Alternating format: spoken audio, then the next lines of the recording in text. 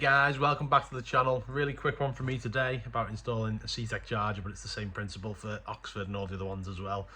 It's a Lotus Exige, dead easy, but for anyone who doesn't know, I'll show you how. Helps to find it first, doesn't it? Batteries in the back here, compartments back there. This one has had another brand. It's had an Optimate or something in the past, so it's fairly easy to trace it back.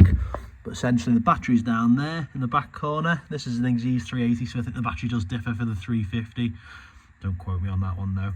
So yeah, going to dig that out, find the terminals, and obviously swap them over.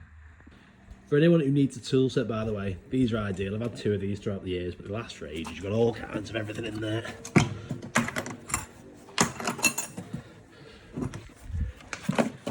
Dead handy for your home mechanic toolkit. Not sponsored by Halford still though, sorry guys. So there's a 10mm bolt there, as you can see, and two 8mm bolts there, just to loosen this strap off here and then be able to slide it out, hopefully. Might find a hidden one along the way.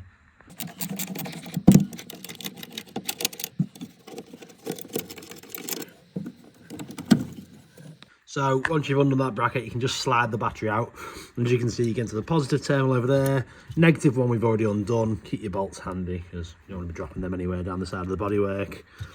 And then yeah, just bolt it back up and slide it back in. Fairly easy thing to do. Surprised to know the tutorials on the net, to be fair. Really easy. Both terminals off there, guys. Same bolt either side. 10mm socket or bang a screwdriver in the top. Dead easy to remove. Battery flipped onto its side, really easy to access. Obviously positive, negative, says it on top of the battery, you can't really go wrong. Black for negative, red for positive, just in case anyone didn't know. So time to get it all strapped back up and then push it all back in. So that's with them both all strapped back up. I'm just going to route it out here, and there is a little hole in that panel that conveniently I can slot it through as well. So yeah, spin it back round, slide it baback in, obviously to your mounting points, which I'll need two hands to do, but you'll see in a sec. Bit of a wiggle to get it back in, but then yeah, tighten these things back up, 8mm, as mentioned before, and you're good to go. It's the same process for changing the battery as well. You just slide that cage off to obviously get to the battery. So there we go, that little hole up there, just fed the charging port through. So dead easy now, your CTEK. Other end of it, I had that on a Porsche previously, famous.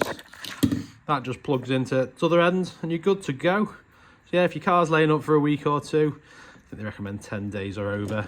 Put it on trickle charger. I've been using that CTEK for years, bang on. So then all you gotta do, plug it in. It's easy with two hands. Then turn it on. Select the right battery type or whatever you want to do with it. So we're obviously on a car there. You can use it on a bike as well, which is quite handy, and your AGM batteries if you want to recondition it into that mode there. But if not, you just put it on car and away you go. It'll do the rest for you. It'll keep it in tip-top position. I think it needs a little bit of a charge because it has been sat for a couple of days anyway. So yeah, there you go guys, hope that helps some of you. So don't forget to like and subscribe to the channel as well. Plenty more coming with Exige plus other cars as well. So stay tuned, see you all soon.